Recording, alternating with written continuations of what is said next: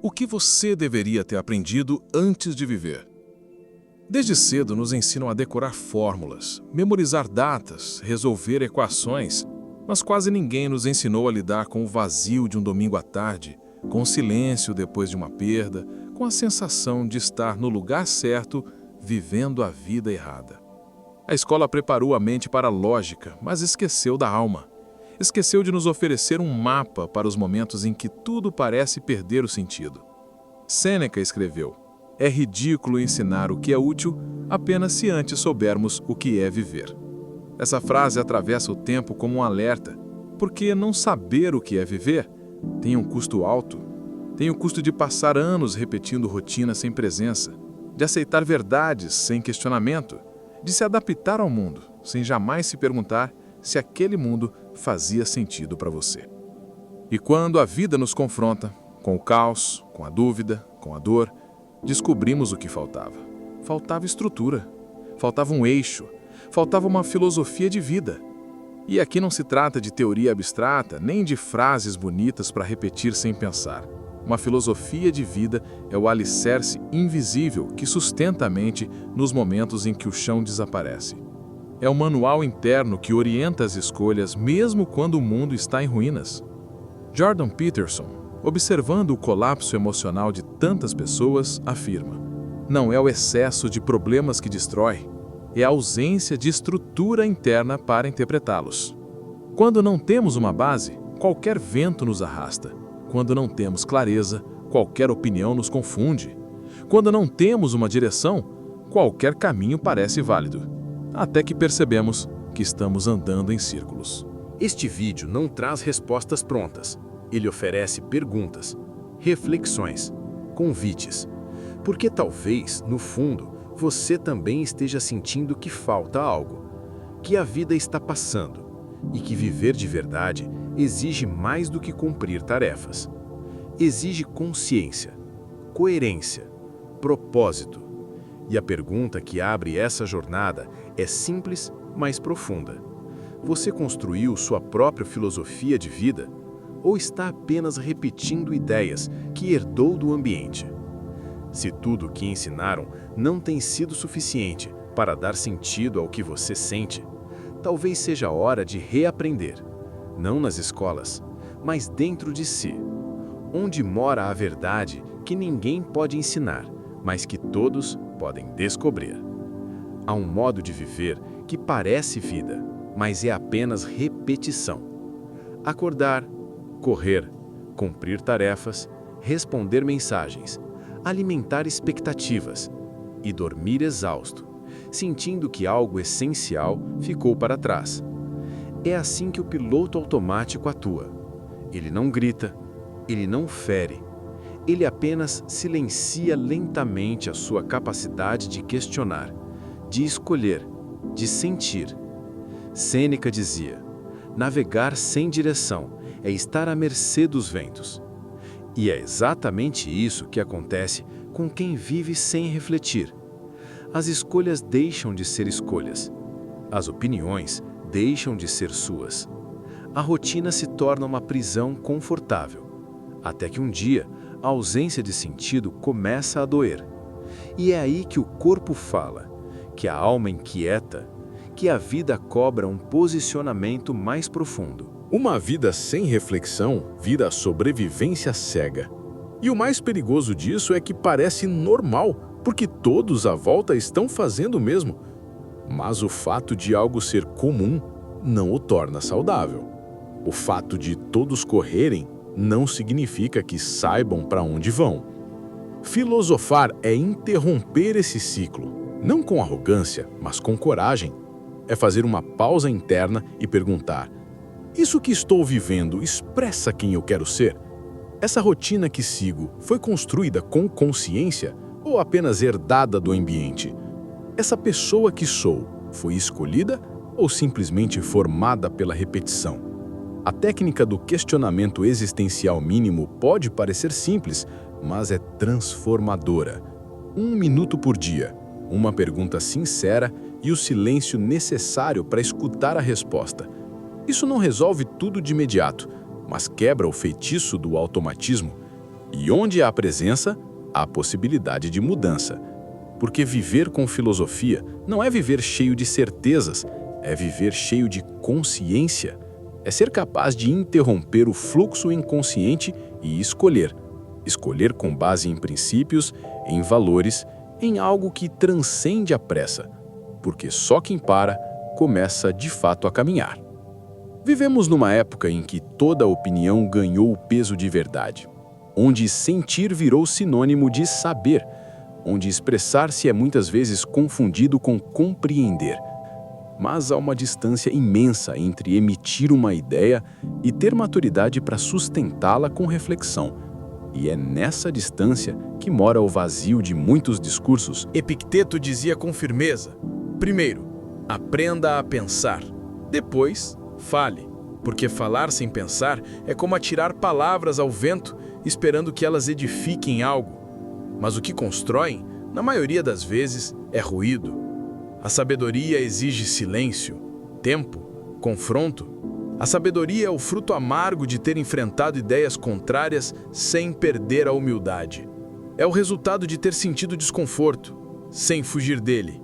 Confundir opinião com sabedoria é perigoso, porque gera ilusão de conhecimento. E a ilusão é sempre mais difícil de tratar do que a ignorância. Quem sabe que não sabe, busca. Mas quem acredita que já sabe, fecha-se. E nesse fechamento, a alma deixa de crescer, porque não se permite mais duvidar. Filosofia de vida exige mais do que sentir. Exige estrutura interna para pensar sobre o que se sente. Exige uma mente disposta a rever certezas, a suportar perguntas, a revisar conclusões antigas. E nesse processo, uma técnica simples se torna poderosa. A suspensão estratégica do juízo, não decidir de imediato, não responder sob o calor da emoção, não agir sem refletir. Esperar 24 horas antes de tomar uma decisão emocionalmente carregada pode parecer um gesto pequeno, mas é nesse intervalo que muitas decisões mudam de forma. É nesse espaço que a razão retoma o leme e que a vida, em vez de reativa, se torna deliberada.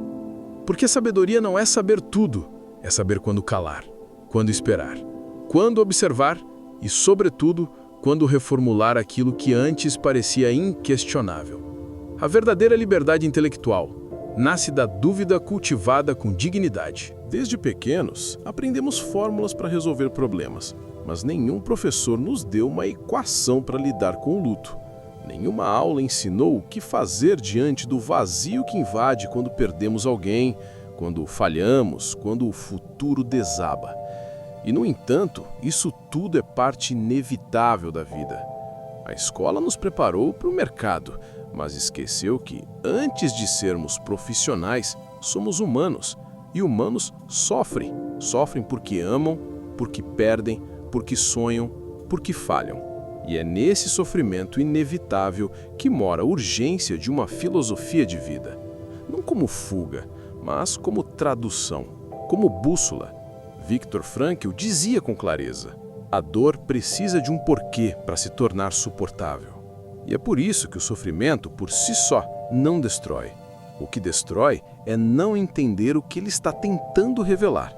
O que paralisa não é a dor, mas a ausência de um código interno que ajude a interpretá-la. O que desespera não é o peso da vida, mas o fato de carregar esse peso sem compreender o seu sentido. A filosofia estoica, assim como a logoterapia, enxerga no sofrimento uma matéria-prima de crescimento. Não idealiza a dor, mas também não a rejeita. Elas ensinam que é possível transformar o caos em clareza se tivermos coragem de encará-lo com presença, porque a dor tem uma mensagem, e quando ignorada, ela grita, mas quando escutada, ela ensina. Uma prática poderosa é, diante de qualquer crise, buscar o valor filosófico oculto. Parar e perguntar: o que essa dor está me pedindo para aprender ou transformar? O que em mim precisa amadurecer a partir disso? O que essa sombra revela sobre a luz que ainda posso construir? Não há manual para evitar o sofrimento, mas existe uma forma de atravessá-lo com dignidade. E essa forma se chama sentido. E sentido, diferente de alívio, não diminui a dor, mas dá a ela uma direção. E é nessa direção que nasce o verdadeiro fortalecimento da alma. Porque quando a dor encontra significado, ela se transforma em força. Há uma liberdade aparente que encanta, a liberdade de fazer o que quiser, de mudar de ideia a qualquer momento, de adaptar-se ao ambiente sem resistência. Mas essa liberdade, quando vivida sem profundidade, se transforma em prisão, porque quem não tem princípios vive à mercê do que o mundo oferece, do que o mundo exige, do que o mundo impõe.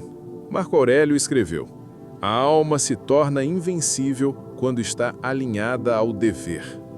E aqui, dever não é uma obrigação externa, é coerência interna. É aquela bússola invisível que não muda com a moda, que não se dobra diante da pressão, que não negocia sua integridade por conforto ou aceitação. Viver sem princípios é como navegar em alto mar sem leme. É como caminhar em um labirinto onde todas as saídas parecem possíveis, mas nenhuma leva à verdade. A ausência de um eixo moral, de um conjunto de valores inegociáveis, torna o ser humano vulnerável a qualquer estímulo. E a vulnerabilidade sem consciência é o terreno fértil da manipulação emocional.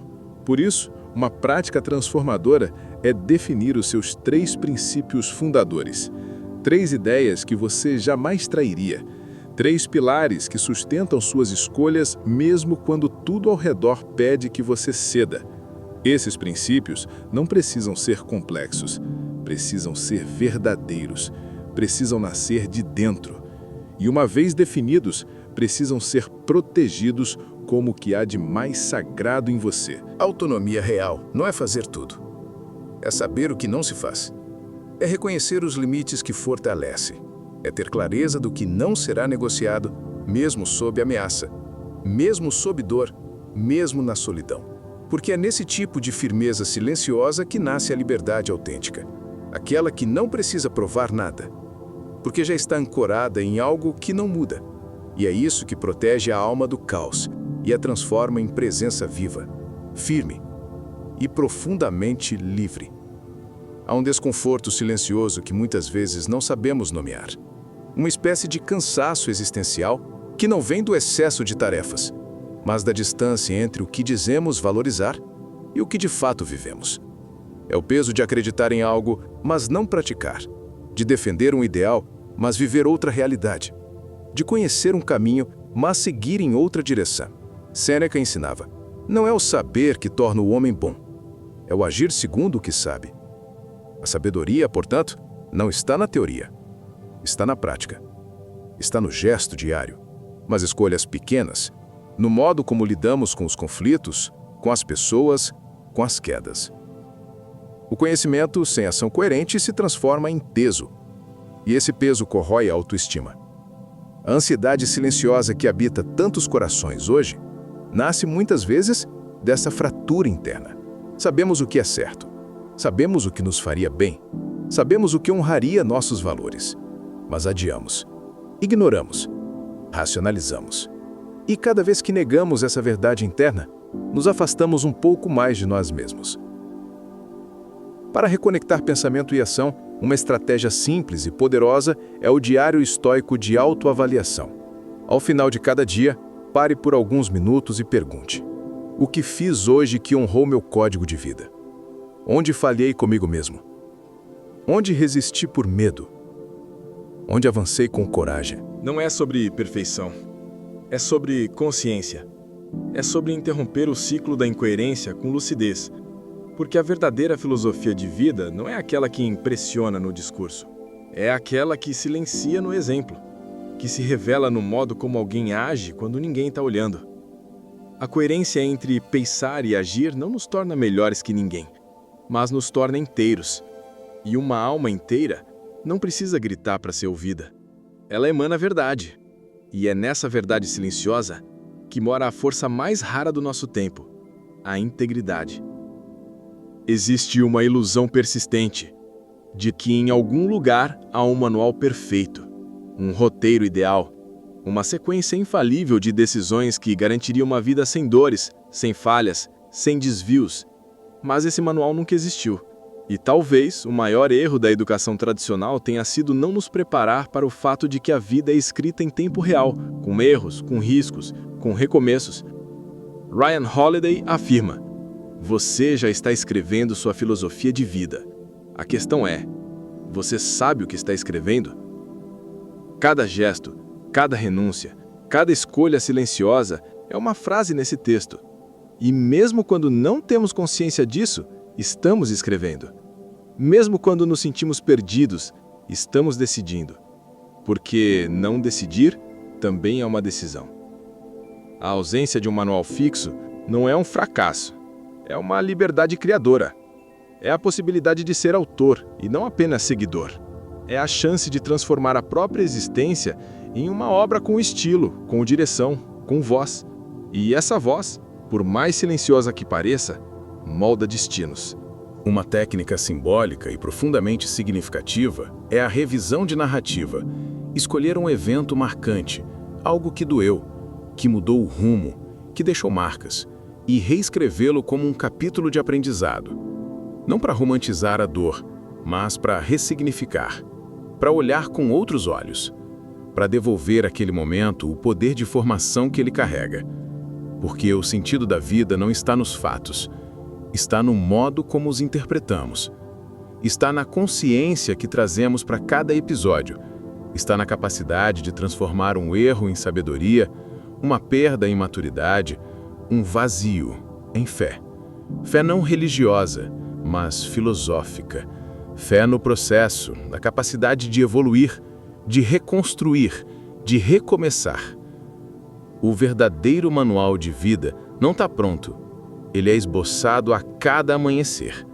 Ele é ajustado a cada queda e refinado a cada encontro verdadeiro com a própria essência. A caneta está na sua mão agora, e escrever com consciência é o começo da liberdade interior. Enquanto crescíamos, aprendíamos a resolver equações, a decorar datas, a entender os sistemas do mundo. Mas quase ninguém nos ensinou a lidar com o medo, com o vazio, com as rupturas invisíveis que acontecem dentro.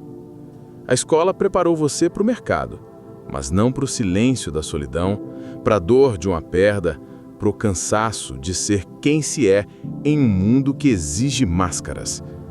Sêneca conclui com uma clareza que corta como lâmina. O tempo foge e a vida escorre. Que não passe sem que tenhas vivido com sabedoria. E essa sabedoria não é sobre saber muito, é sobre ser inteiro. É sobre viver com presença, com coerência, com profundidade. É sobre ser alguém que carrega dentro de si uma estrutura capaz de resistir, mesmo quando tudo ao redor desmorona. Epicteto completa: o maior erro é buscar no mundo o que só pode ser construído dentro. Porque a estabilidade que buscamos fora só tem valor quando encontra um alicerce firme por dentro. E esse alicerce não se compra, não se herda, não se improvisa. Ele se constrói, lenta, dolorosa e pacientemente, com reflexão, com escolhas, com coragem de encarar as próprias sombras.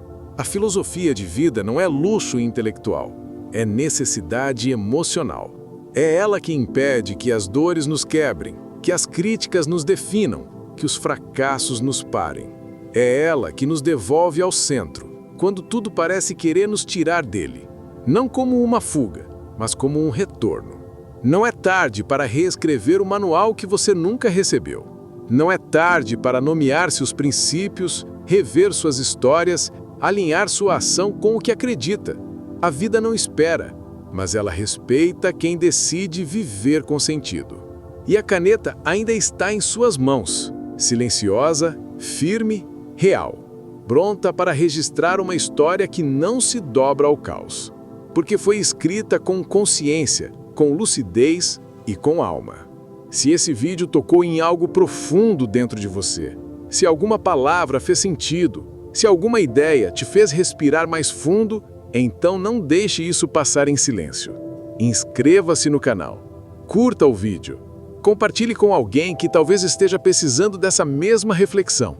E nos comentários, escreva apenas uma palavra: coragem.